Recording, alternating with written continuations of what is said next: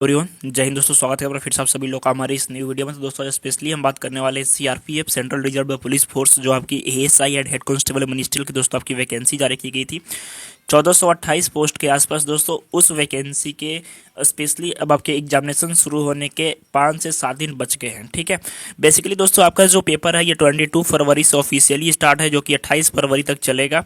तो इसके बीच में काफ़ी सारे स्टूडेंट के कमेंट आ रहे थे कि सर जो हमारा पेपर होने वाला है, यानी जो 22 फरवरी से लेकर के 28 फरवरी के बीच में पेपर चलने वाला है, काफ़ी सारे स्टूडेंट ऐसे हैं जिनके मन में स्टिल डाउट है कि क्या उनका सिलेक्शन हो पाएगा या नहीं हो पाएगा, किस तरह के क्वेश्चंस पूछे जाएंगे और कितना हम मीन्स कि अब उनके पास टाइम 7 दिन बचा है तो कौन कौन से टॉपिक्स को कवर अप कर ले ताकि हम अच्छे से अच्छा मार्क्स स्कोर कर पाए। तो मैं दोस्तों ये गारंटी देता हूँ कि इस वीडियो को देखने के बाद आपके मन से इन क्वेश्चंस के जो आपके मन में डाउट चल रहे होंगे, इस तरह के डाउट होंगे तो सारे क्लियर हो जाएंगे। ठीक है, सबसे पहले चीज़ दोस्तों कि जैसा कि आपको पता होगा कि इस पेपर के अंतर्गत आपके 4 सेक्शन आने वाले हैं। ठीक है, 4 सेक्शन आने वाले हैं, जिसमें आपका पहला सेक्शन है जीआई का, ठीक है, जनरल इंटेलिजेंस का। दूसरा है दोस्तों आपका क्वांटिटेटिव एप्टीट्यूड का। ठीक है, तीसरा है आपका जनरल एप्टीट्यूड का और चौथा है हिंदी या फिर इंग्लिश में से कोई एक। ये दोस्तों 4 सेक्शन आपके रहेंगे इस पेपर के अंतर्गत, ध्यान रखिएगा। ये दोस्तों जो पेपर होगा इसमें आपके फुल मार्क्स होंगे, 100 मार्क्स। ठीक है, 100 मार्क्स फुल होंगे। और पेपर की जो दोस्तों टाइमिंग की बात करूँ तो दोस्तों ये आपके 2 आवर्स रहेगी, यानी 120 मिनट रहेगी, ध्यान रखिएगा। ठीक है, ये आपके 2 घंटे के पेपर होगी जिसमें 100 क्वेश्चन रहेंगे जो कि 100 मार्क्स कैरी करेंगे। लेकिन इसमें क्या है कि आपके निगेटिव मार्किंग भी है, ध्यान रखिएगा, यानी 0.25 दोस्तों जो है ये आपकी निगेटिव मार्किंग है, इस चीज़ को आपको ध्यान में रखना है।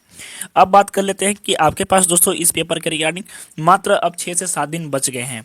तो आपको अब कौन कौन से टॉपिक्स कवर अप करने होंगे और कैसे आप अपने स्कोर को दोस्तों 60-70 के आसपास लेकर के इजीली जा सकते हो।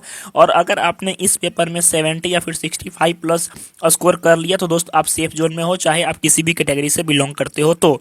क्योंकि इस पेपर में दोस्तों केवल ये पेपर जो है आपका फाइनल तो मार्क्स इसमें मेरिट लिस्ट बनाएगा, लेकिन जो सीआरपीएफ हेड कांस्टेबल और एएसआई की मेन होती है वो होती है टाइपिंग। क्योंकि टाइपिंग में ही जो रेशियो होता है, जैसे कि अगर 10 स्टूडेंट है तो उनमें से एक स्टूडेंट सेलेक्ट होता है, तो इस तरह का रेशियो उसमें होता है। ठीक है, तो इसका कटअप ज़्यादा नहीं जाएगा, 65 के आसपास आप सेफ जोन में हो, किसी भी कैटेगरी से आप बिलोंग करते हो तो। ठीक है, चलिए अब देख लेते हैं कि मोस्ट इंपॉर्टेंट टॉपिक्स और कैसे आप अपने स्कोर को बूस्टअप कर पाओगे।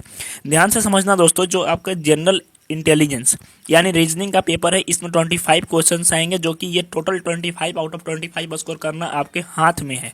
क्योंकि इस पेपर में दोस्तों आपके जो रीजनिंग आते हैं बिल्कुल 10th लेवल तक के आते हैं, और बिल्कुल अगर आप एसएससी जीडी वगैरह का पेपर दिए हो तो आप इसकी रीजनिंग को क्लियर कर लोगे 100%। ठीक है, दूसरा है दोस्तों आपका क्वांटिटेटिव एप्टीट्यूड, यानी जिनका भी मैथ वाला पोर्शन अच्छा होगा तो ये भी अब लगभग 20 प्लस स्कोर कर लेंगे, जिनका मैथ अच्छा होगा। क्योंकि पेपर का दोस्तों जो टफनेस होता है वो ज़्यादा नहीं होता है, आपको परेशान बिल्कुल नहीं होना है। ठीक है, तीसरा है आपका दोस्तों जनरल एप्टीट्यूड।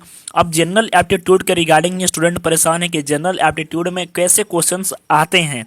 तो बेसिकली दोस्तों जनरल एप्टीट्यूड के अंतर्गत दोस्तों बेसिकली आपके डाटा से जुड़े हुए क्वेश्चंस आते हैं, डाटा और फिगर, ध्यान रखिएगा।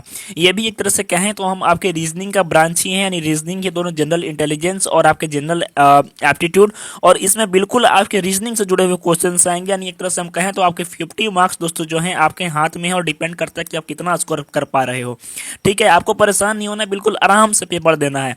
क्वांटिटेटिव एप्टीट्यूड दोस्तों आपके मैथ वाला सेक्शन होगा, क्वांट से जुड़ा हुआ, जिसमें कि आपका क्वांट जुड़ गया तो समझो कि वो मैथ से जुड़ा हुआ हो गया, उसमें मैथ के क्वेश्चंस पूछे जाएंगे। ठीक है, अब चौथा जो सेक्शन है दोस्तों आपका हिंदी या फिर इंग्लिश में से कोई एक। ठीक है, और ये भी दोस्तों जो है आपके हिंदी और इंग्लिश वाला सेक्शन ये भी आपके हाथ में है। ठीक है, आप कितना स्कोर कर पा रहे हो, क्योंकि हिंदी और इंग्लिश में से आपके जो भी, अगर आप हिंदी में ऑप्शन देना चाहो यानी आंसर देना चाहो तो दोस्तों हिंदी के भी क्वेश्चंस उतने टफ नहीं आते हैं, अप्रोक्स आपके लगभग आते हैं सिमिलर टू एसएससी जीडी। ठीक है, ध्यान रखिएगा 10 तक की ही बेसिकली पूछता है ये। ठीक है, अब बात कर लेते हैं कि जो मैंने बताया कि आप 60-70 कैसे स्कोर पाओगे, 6-7 दिन का टाइम बच गया। मोस्ट इंपॉर्टेंट चीज़ जो है दोस्तों, आपको हमारे टेलीग्राम ग्रुप पे पिछली बार मैंने एक वीडियो डाली थी जिसमें मैंने बताया था कि टेलीग्राम ग्रुप पे आपको मोस्ट इंपॉर्टेंट टॉपिक्स की जो पीडीएफ है, शॉर्ट पीडीएफ है, जो कि आपको क्विक रिवाइज करने में काफ़ी हेल्पफुल होगी, वो आपको मिल जाएगी। लेकिन कुछ खामियों की वजह से आपको वीडियो नहीं मिल पाई, लेकिन इस वीडियो के डिस्क्रिप्शन बॉक्स में दोस्तों मैं वो लिंक को पेस्ट कर रहा हूँ, और इसके माध्यम से आप उस टेलीग्राम ग्रुप को जरूर ज्वाइन कीजिए। अगर आप सीआरपीएफ से जुड़ी हुई वैकेंसी का अगर आप फॉर्म भरे हो और आपकी पेपर है तो दोस्तों मैं गारंटी देता हूँ कि अगर आप ये सारे नोट्स पढ़ लेते हो ना, केवल नोट्स पढ़ लेते हो, तो आपके जो 90% डाउट्स हैं वो क्लियर हो जाएंगे। ठीक है, तो मिलते हैं दोस्तों नेक्स्ट वीडियो में, और जल्दी से जाकर के ग्रुप को ज्वाइन कीजिए, फ्री ऑफ कॉस्ट नोट्स मिलेंगे वहां पे, और जिसके माध्यम से आप अपना अच्छा स्कोर कर पाओगे। तो मिलते हैं दोस्तों नेक्स्ट वीडियो में, तब तक के लिए धन्यवाद, जय हिंद।